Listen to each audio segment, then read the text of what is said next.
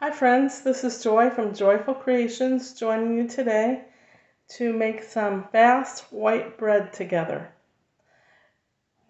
I'm using my book, The Joy of Cooking, for the basic recipe. The only thing I'm doing different is I am using unbleached all-purpose flour instead of bread flour.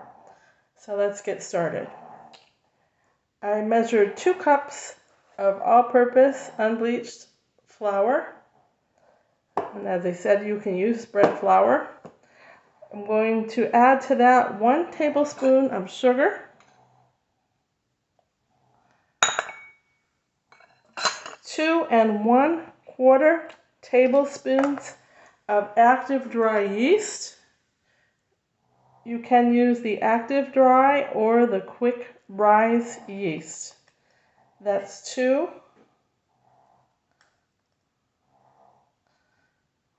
That's 1, 1 1/2, 2, and 1/4.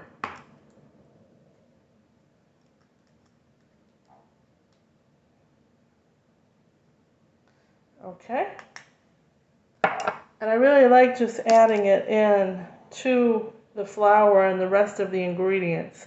I find it works so much better and it's so much easier than adding the water and the yeast separately to let it activate and then adding it into the flour mixture. Okay, next we're going to add 1 1/2 tablespoons of salt.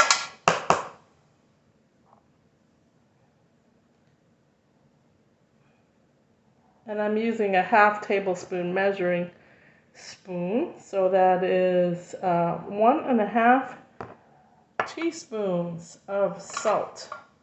So we're going to go ahead and use my 1/2 teaspoon on it.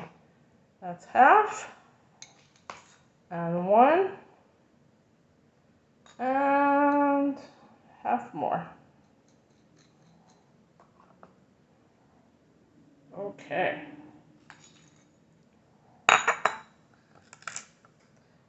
Now we're just going to mix that up together.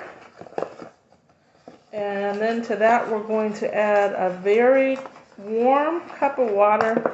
The recipe calls for 115 to 125 degrees Fahrenheit. I just put my water in the microwave on for about a minute to warm that up, and I find that works perfectly. But you can use a thermometer if you wish to measure the temperature of your water. And so the purpose of having that range is so that it doesn't deactivate the yeast. If it's not warm enough or too warm, the yeast won't activate properly to make the dough rise.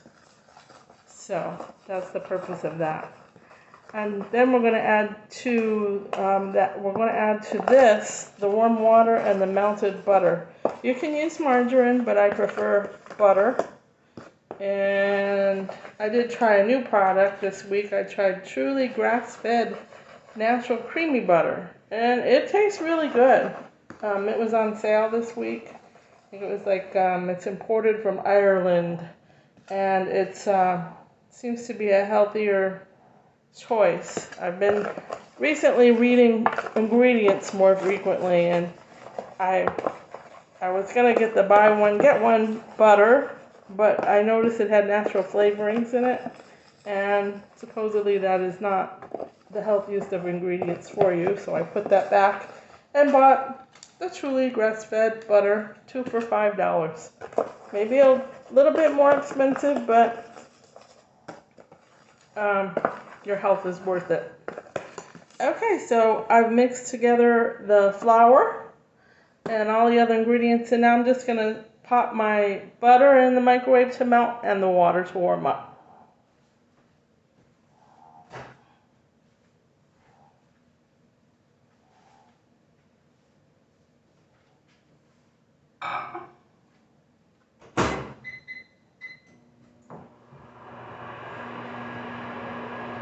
I pre-measured my cup of water, and that's in the microwave warming now. I am going to probably, if I can find my thermometer, I am going to measure the temperature. Here it is. I'm just using a very simple thermometer. It's really used for meat, but you can also use it for liquid. I find it works quite well. You just take it out of the casing and put it in, and your temperature is read very easily and very quickly. They make all different varieties of thermometers, so I don't have any particular one that I'm more fond of than others. This is the only one I've ever used, but I know some people recommend different ones that might be a little bit more helpful. That's my water.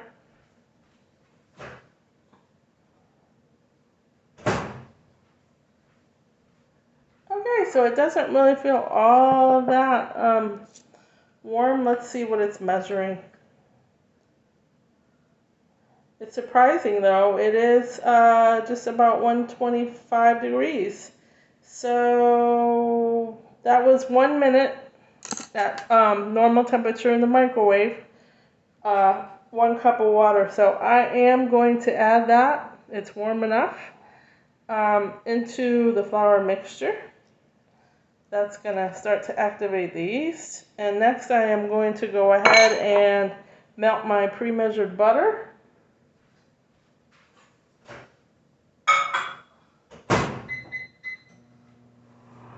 I put that on also for 1 minute. That seems to be like the sweet amount of time, just the right amount of time to get what I need done.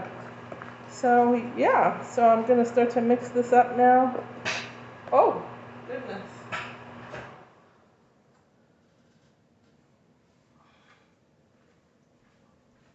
Well, I must have put it on less time last time because it was starting to pop like popcorn. I didn't know butter could do that. Anyway, actually, a minute is too long to melt the butter. Try it in maybe 20-second increments. Okay, so mine went for about 30 seconds. And it's really hot, so I'm going to let that cool for a minute. And I'm going to measure out 2 tablespoons of melted butter to add to the mixture. And I'm using a ½ tablespoon measuring spoon. So that'll be 2 tablespoons. That's a half. That's 1. 1.5. And I'm going to need just a little bit more. And it does say you can use softened or melted. So most of it is melted. And I'm just going to add a little bit more to that, which will be plenty. It is softened butter, so we can go ahead and just put the softened in there. It will melt nicely and easily with the rest of the ingredients. Okay, so now I'm just stirring it up. And the consistency of this bread, oh my goodness, it just feels wonderful when you start to knead the dough. It does call for 10 minutes of kneading. I do it by hand. You can do it by hand or with a dough hook if you have one. I do not currently have a mixing blender with a dough hook. It is on my list of things, my wish list that I want. And so, but I really do enjoy kneading the dough by hand. It's kind of very therapeutic. It's kind of a workout. And you get to, actually feel the consistency of the dough. So you know when you need to add a little bit more flour. You don't want it real sticky. It shouldn't stick to your hands when you're mixing it. The final product should not stick to your hands. It should just be doughy but not sticky. So you will need to add to it, be prepared to add maybe a ½ cup or so of flour as you're kneading it. to get the right consistency. And so now I've mixed it as much as I'm going to be able to with a spoon. And we are going to start now to knead it and add the flour as needed. So you can see the dough is coming together quite nicely. I did wash my hands before I started, so be sure to have clean hands if you're going to knead the dough by hand. And I'm going to set my timer for 10 minutes because it is important to not to overwork the dough. You want to knead it just the right amount of time because too much makes for a tougher product when it bakes. So let me go set my timer, 10 minutes.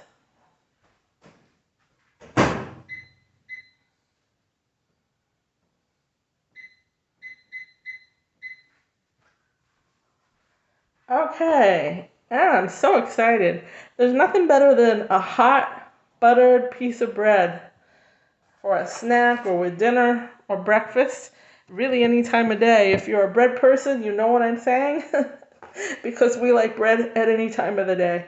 Okay, I'm just going to get some flour now.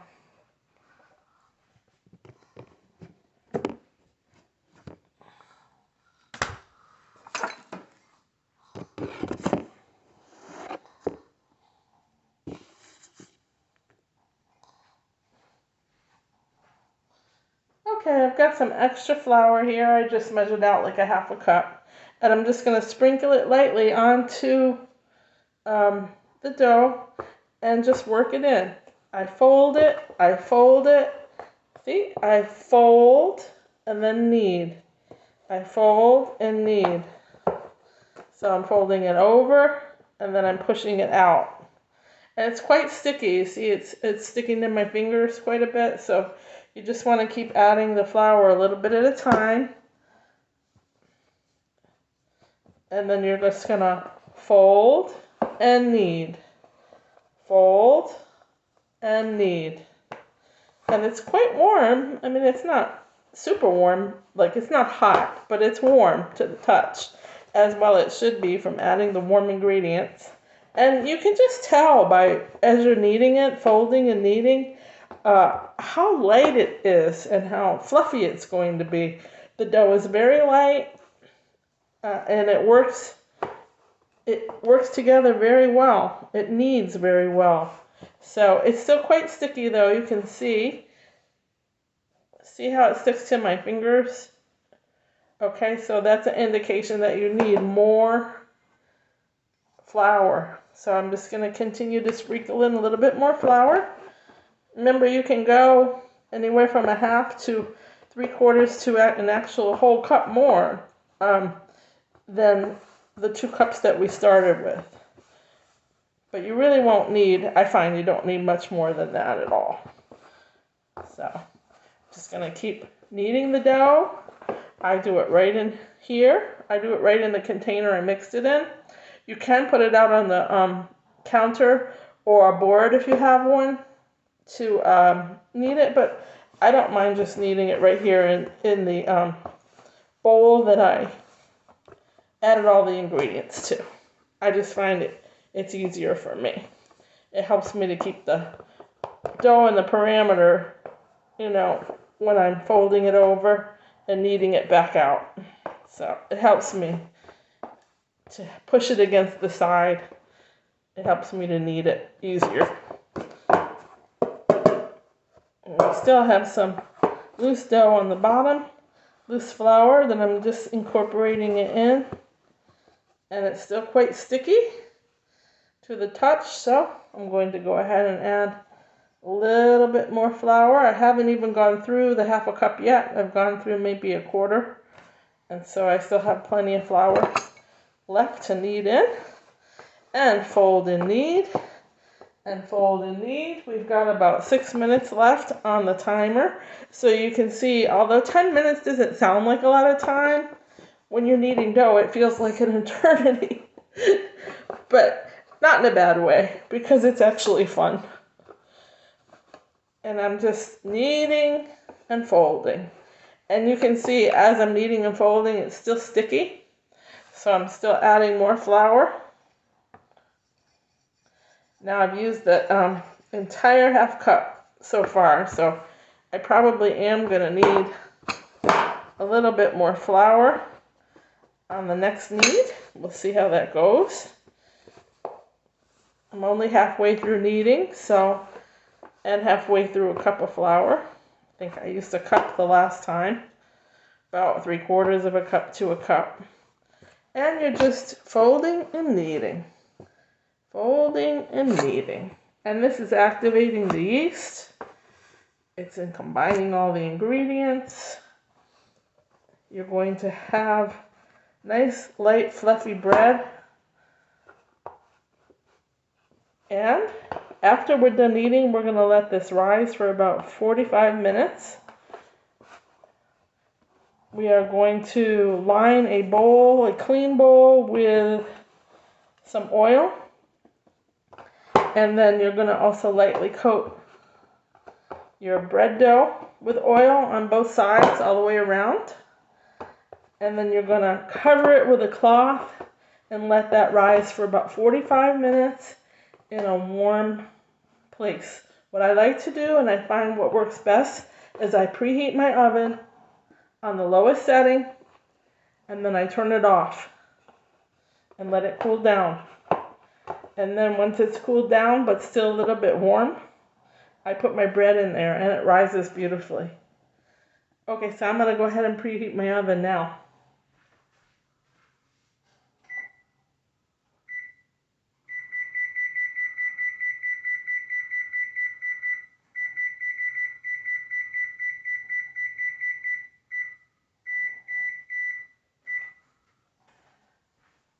Okay, so the lowest setting my oven goes to is 170 degrees, but I'm only going to let it get to about, 125 before I shut it off. And then you're supposed to let this rise 75 to 85 degrees. So you don't really want a really warm oven, but you want a little bit warmer than it is to start with. So, see, my dough is still sticky. Not as sticky as it was before, but it's still sticky, so we're going to add some more flour to the dough.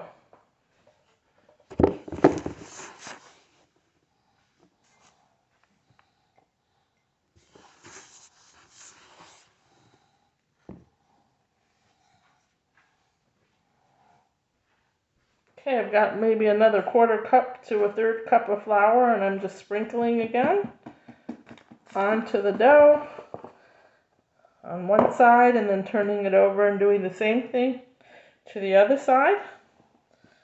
And then we're going to fold and knead, and continue this process. You fold it in towards you and knead out away from you. In towards you, out away from you. Okay. And you can start to see that it's coming together nicely. It's less sticky to my hands now.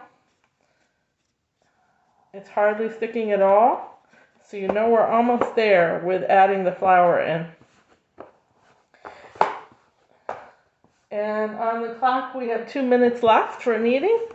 So what I like to do now is I pick it up and hold it and fold it. And press, fold, and press. And I fold and press. And I keep doing that, and you'll find that it starts to get sticky again. So you're going to know that you're still not done adding in the dough, because it should not be this sticky to your touch. Should not stick to your hands. Okay, so we're going to add a little bit more flour.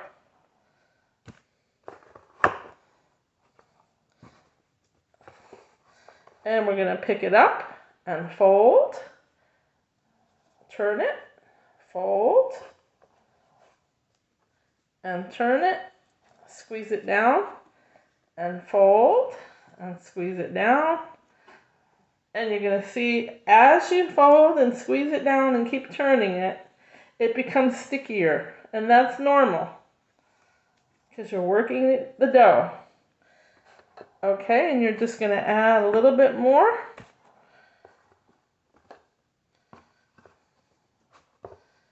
And you're going to fold it in and keep pressing down.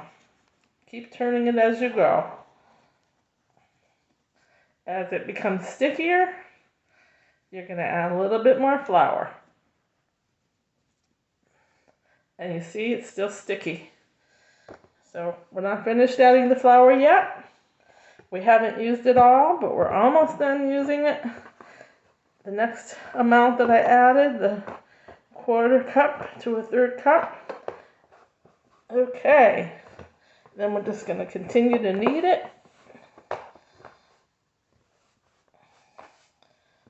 Folding it over and kneading it away from you. It's coming along quite nicely. You can see how it's coming together nicely. And the stickiness has gone away. Oh, and that's the timer. So we've now been kneading it for 10 minutes.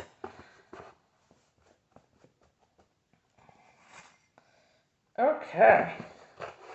We're just about done there. I'm satisfied with the consistency of the dough. I'm forming it now into a nice round ball. And I'm going to transfer this now to another bowl. I use a glass bowl. It doesn't matter if you use glass or plastic, whatever you have. And I'm going to put olive oil on the bottom of the bowl and around the sides. I'm going to put olive oil on the top of here and the bottom. And then I'm going to place this into the olive oil bowl, cover it, and let it rise for 45 minutes. And then I'm going to bake it. And then I'm going to eat it up. So I encourage you to try this recipe. I'm going to go ahead and let this rise now for 45 minutes. After it's done rising once, you punch it down, and then you put that into your 9x5 pan. I do oil the pan as well, even though this is non-stick. You can put olive oil or butter to line it. I suppose you could use spray too. I've never tried the spray yet for it, but I think that would be okay. And then you put the loaf, after you've punched it down after 45 minutes, you put the dough in here into the loaf pan, and you let it rise again before baking. Okay? And you can let it rise for about 30 minutes or so. And it will, so when you put the dough into the loaf pan after the first rise, it may not fit completely into the pan, and that's okay. It'll mostly fit. And then as it rises, it'll fill up the space. So it will fit. And then you can also, push it down a little bit to make it fit to your liking. Okay, so that's really it. And then after it's finished rising the second time, you bake it for about, you bake it for 10 minutes at 450. And then you turn the temperature down to 350 and you bake it for about 30 more minutes. And of course you can test it by putting in the toothpick, or I just use a knife, any knife, serrated knife, and I put it in the center, and if it comes out dry, you know it's done. Kind of like a cake. That's it, folks. It's very easy, it's very delicious. When it's finished, I'll add another video up to show you the finished product. Okay, so take care. I hope everybody's doing well, and I hope you're getting ready to celebrate the new year that's about to arrive. And so I really hope that you try this. It's really easy and it's really delicious. Thanks for joining. Bye-bye.